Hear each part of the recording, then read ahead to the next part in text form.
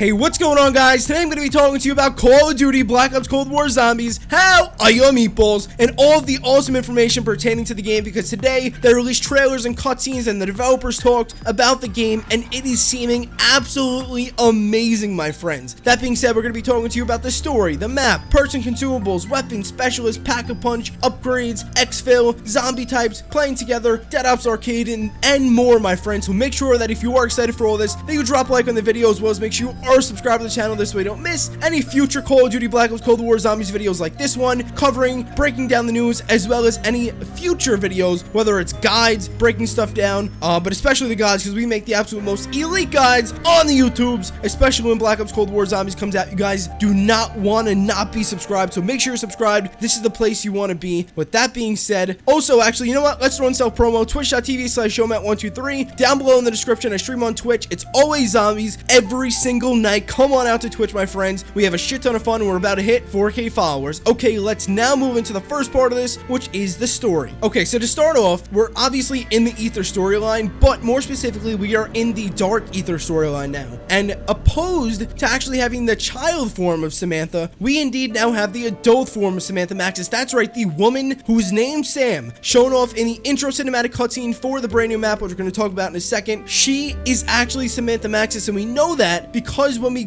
look at the actual intro cinematic cutscene, she types a number into the phone. She literally types out the numbers that would spell out Maxis. So if you look at a phone pad, the letters equivalent to the numbers, she literally spells out Maxis. That is Samantha Maxis, my friends, grown up as an adult as part of the Dark Ether storyline, and that is freaking awesome. And obviously this map follows the events of Tagter Toten. Craig Houston confirmed that Richtof, or Primus, Ultimus, and Victus are all done with. At least he said that after Tagter Toten, and now it's after Tagter Toten in the storyline, so it seems like that is still the case, although Samantha and Eddie walked out, so I'm interested to see now where Eddie is, but whatever, we'll talk about that later on. And now in terms of playable characters in this map, we're not going to be playing as Samantha, or at least it seems right off the bat, right? But we will have multiple player characters, whether it's from both sides. There's like two brand new crews for the story. One of them's called Omega, and one of them's called, it starts with an R. I actually forgot the name of that. The reason why it's not in my notes is because it's not really all that important, because again, we're going to be playing as multiple different characters, both from the two crews, kind of like working together and even working against each other at times, as well as the operators for multiplayer. You will be able to play as a crap ton of people within zombies now, more than ever before. It is not just limited to the people directly involved with the story, seemingly. Now, moving into the final part about the story, there's going to be a brand new intel section on each map to keep players up to date with the storyline. If they, maybe if they're not doing Easter eggs or something like that, they can still get some kind of story information from this intel section on each map. And I'm sure it's not going to be as clean cut as you just walk up to and press square, but they are still influencing people to get invested in the storyline, which is cool. And they're doing this again via some kind of random intel machine on each map. Now, in terms of the map itself, the name of the first zombies map on disc in Black Ops Cold War Zombies is Die Machine, meaning in English, the machine. Okay, next, in terms of the map design, the map is evolving apparently, meaning we see different scenes that look extremely gorgeous and vibrant, but at night with some kind of Rave in the Redwoods rave mode vibe. And then we see other dark areas where the lights are just out and we need flashlights. And then we see another aspect, another variant of the map, it seems, where the lights are on, the sun's out, and it's just bright. So it's very interesting. I think for the first time ever, we're going to have an evolving, I know we're going to have an evolving zombie scenery, at least in a Treyarch Zombies game, where, depending on gameplay, obviously you can argue some other maps in the past, but for the most part, this is going to be directly integrated into gameplay, and it's going to be awesome. Now we're going to move into the next section, which is perks and consumables. So in terms of the perks, the classic perks are back, my friends, including Juggernog and Speed Cola, with the addition of a brand new perk, and I'm sure there'll probably be a few other ones. It is Electric Pop. Now, Electric Pop will seemingly be your method of getting alternate ammo types within Black Ops Cold War Zombies, functioning similar to Change Choose from IW Zombies. This means that every time it activates, it will activate a different type of elemental effect. So for example, we're not exactly sure what elemental effects are going to be a part of this, but say it functions similar to Change Choose, right? You shoot, there's a cooldown time, and then activates bang. Once it'll do Dead Wire. Then later on, it'll do Blast Furnace. It'll be alternating kind of alternate ammo types. And this is something that IW Zombies did well, because they didn't have alternate ammo types in that game in every single map, and Change Choose was phenomenal on the final two maps. I was very, very satisfied with Change Choose, and it seems like that perk concept is going to be a more fun one, and it's going to be coming back in Black Ops Cold War Zombies,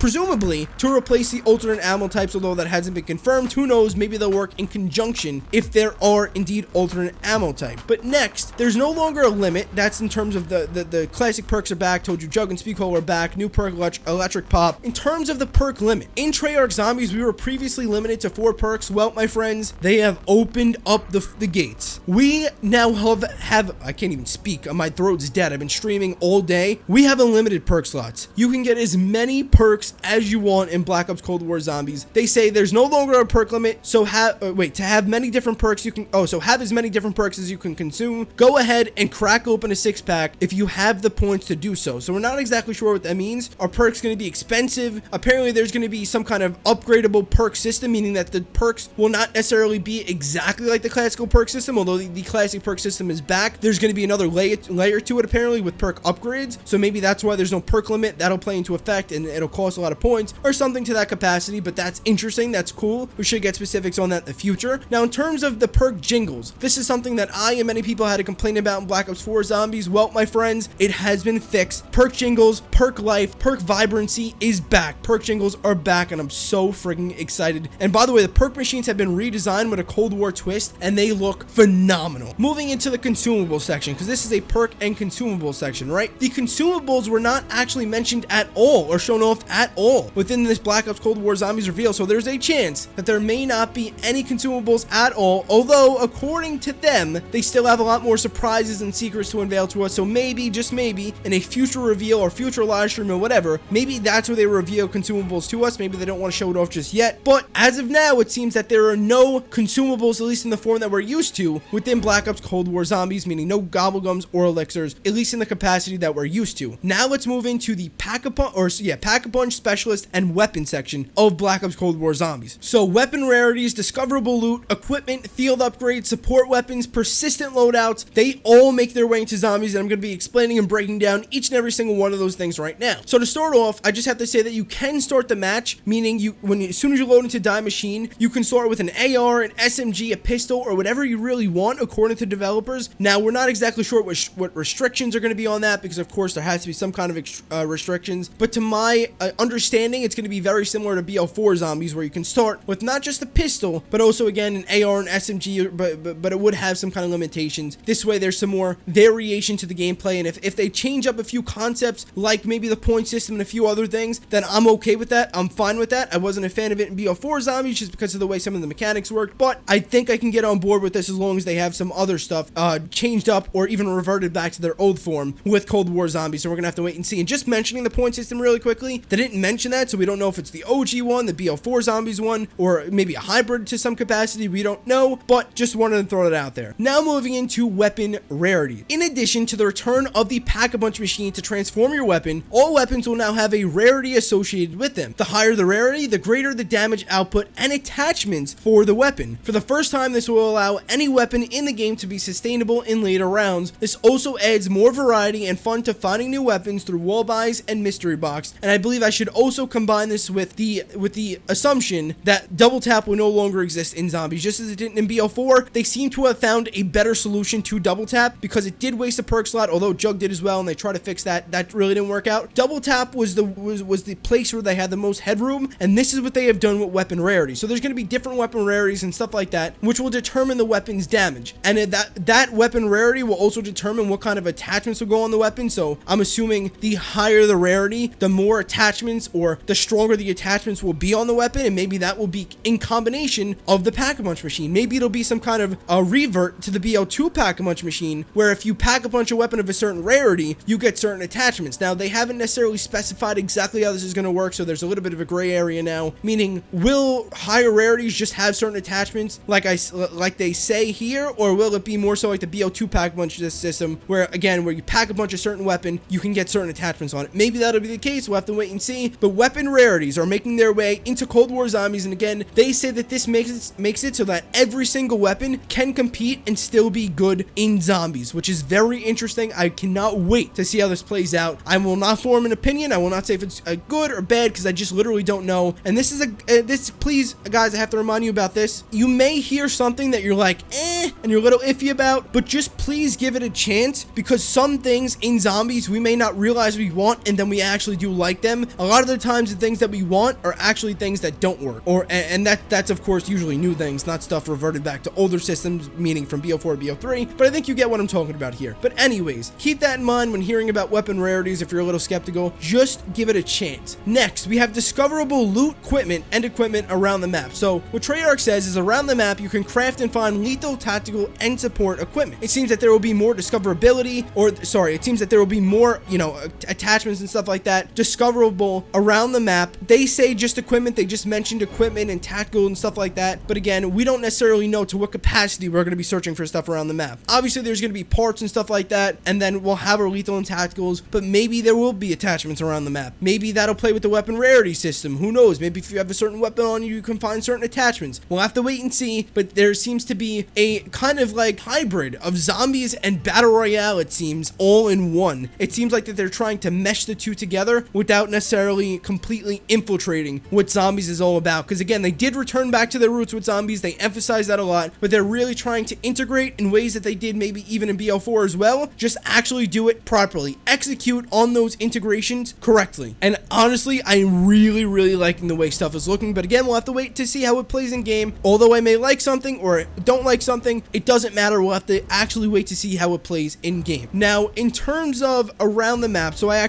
already read this quote. Around the map, you can craft and find lethal, tactical, and support equipment. Lethal and tactical equipment are similar to the equipment found multiplayer, like frag grenades, while support equipment is home to high-powered offensive weaponry. This slot could be where you deploy grenade launchers, sentry turrets, explosive bows, and yes, even chopper gunners. All tools that can deliver a massive power spike when your squad needs it the most. Now, support equipment seems to be OP, but also similar to special weapons in a sense, and on some kind of cooldown, or there has to be some kind of restriction to it, of course. It can't just be unlimited. We aren't 100% sure how this is all going to work out, mesh together, and I'm not even saying whether it's good or bad, but like we literally don't necessarily know how the systems are going to work yet, but it seems that they're going to be taking concepts they had in BO4 zombies and kind of reinventing them to take them, this is what I said before, to just execute them properly, so I don't need to reread my own point. But yeah, speaking of specialist weapons, right, speaking of something that was in BO4 and something they try to reinvent, it seems that support equipment could replace specialist weapons in a sense, but they also mentioned that it's going to be like a slot almost that you pick in your class. That's what it's seeming like. So specialist weapons were not shown off in this trailer or reveal or anything like that, just like consumables weren't, but they may be available at a later point in time or shown off at a later point in time, as there's also been rumblings, really what I mean by that is leaks, of them being in the game. Now we'll have to wait and see. There's even a shot in the trailer of a guy being blue and transparent, so that's very interesting, and to our knowledge that really has no connection to anything that's been shown off so far, so that may be a teaser towards some kind of specialist abilities or weapons that are yet to be announced and are to be coming. But again, keep in mind that support equipment is also in the game, so we're not exactly sure if that will be the new specialist kind of system or if that's going to go in conjunction with the tacticals and specialists as well. Again, I'm sure if there is this mechanic, all three mechanics in the game, that there will be some kind of cooldown, some kind of balance in some sense, although they are kind of going back to their roots in terms of having stuff feel very powerful and seemingly very pleasing to the zombies player. Now moving into field upgrades. Now you're probably used to this from multiplayer, but they say outside of weaponry, players can deploy field upgrades as proactive abilities that add another layer to squad-based tactics. Charge them up by killing zombies, then deploy them in times of desperate need, from offensive buffs to abilities that aid in evasion of healing and reviving. These field upgrades are made to fit numerous playstyles and situations, so maybe even this right here, the field upgrades, or the specialist weapons, maybe they rename them like I said. Honestly, I'm starting to believe that this is actually the case. Now that I'm reading over it again, this is sounding more and more like specialist weapons. Like, think about it. In Black Ops 4 zombies, or even in BO3, right? When you needed a specialist weapon, say you got caught in a corner, you needed a specialist weapon, you pulled out your Ragnarok, you were good. In BO4 zombies, you wanted to revive somebody in classified, you can pull that out in times of desperate measures, place them down, it'll revive them. So maybe that's exactly what they're talking about here. Maybe field upgrades are that thing, as they say, outside of weaponry that players can deploy as proactive abilities to add to their tactics to kill zombies. This, you know what? If I had to bet a lot of money, I'd bet right here that field upgrades are indeed specialist weapons in Black Ops Cold War Zombies, just renamed, and I'm sure regardless we will see more clarification on that soon. And in terms of weapons, staying on the weapons topic, I know we were talking about specialists and equipment and side stuff, but now moving into main weaponry, obviously we already have the guns that are available in Black Ops Cold War. It also appears that some other OG weapons from Noct may be appearing. In the intro cutscene, we see the PPSH, but it was in more of a callback thing. We saw the MP40, so we're not 100% sure if all those weapons are going to come back per se, but there's a chance they could come back, especially since they seem to want to, you know, bring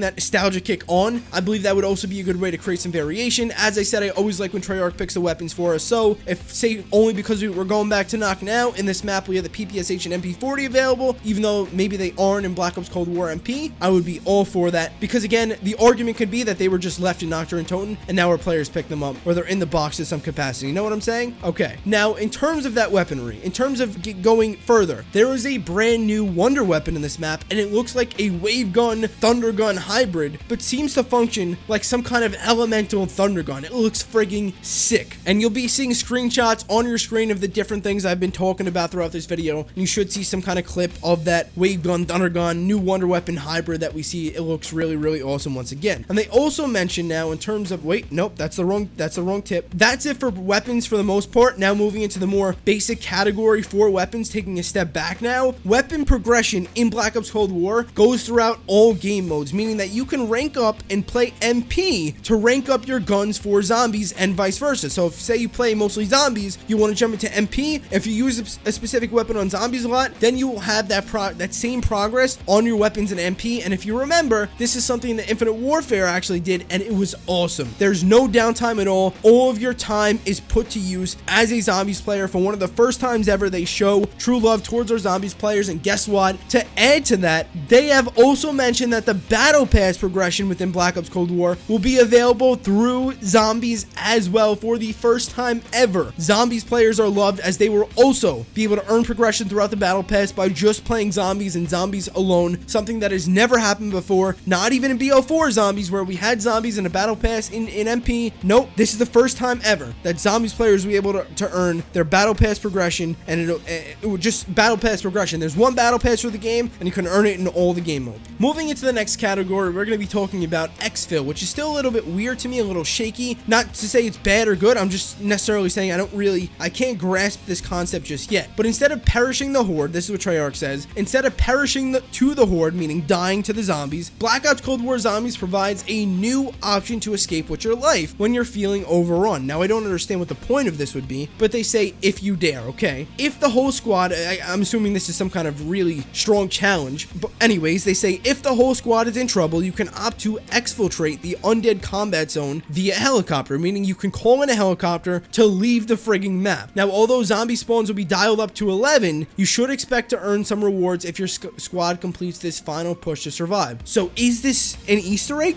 of some sort? Is exfil replacing Easter eggs? Know what I mean? It's very shaky. I don't know necessarily what they mean by this. Is this an alternative to Easter eggs? What's going on here? It's seeming like that this is definitely going to be extremely challenging. When you opt to leave the map, it's going to be, again, really hard. There's going to be lots of zombies spawning. You're going to really have to be strong, but it's also going to be at a point that you're feeling overrun. So it's weird to that capacity. And if you actually do escape, then you're going to get some rewards for it. But what are those rewards? You know what I mean? It's a little bit confusing, but interesting to know. And my only note about this is we don't exactly know how this is going to work, but it's interesting to think about zombies. Yeah, and the reason why they did this is because they wanted people to have a chance to win zombies. But okay, interesting. Exfil is a new feature in zombies. We'll have to wait and see how that plays out and what exactly that is. Now, moving into the zombie types. Now, we have the standard zombies that you guys saw. They even looked like Mob of the Dead S zombies, I believe, with yellow eyes though, but they had kind of like the fencing, the chains on them, which looked pretty cool. We have the elemental catalyst poison zombies, which is interesting as well. We have a mutant of the zombies, a poison catalyst. Keeping up with the theme of poison, we now have poison dogs in zombies. And then finally, at least visible to us as of now, I'm sure there's going to probably be more, we have a massive hazmat, also a poison boss. He's a massive poison hazmat zombie that apparently shoots shit at you out of his head. I don't know, it was really weird seeing him in the trailer, but it looked really, really sick. Those are all the zombie types that have been shown off to us so far. And now we're going to be moving into the final two sections. One of them is going to be played together and the other one's going to be Dead Ops Arcade. So in terms of playing together, as I mentioned earlier, whether you're playing on PS4, you can, or let's just put it like this, from PS4 to PS5 to PC to Xbox Series X to Xbox One X or Xbox One, everyone can play together. Every single one of those consoles can play with each other in Black Ops Cold War, and of course also as well Black Ops Cold War Zombies. And on top of that, they've officially confirmed today that all DLC, again for zombies at least, is free as well, and cross-gen and cross-platform and all that stuff, which which is just awesome. They titled this section really Uniting the Community, and that is exactly what this has done, and this is going to be something special for sure. Now, moving into the final category for today, Dead Ops Arcade 3. Dead Ops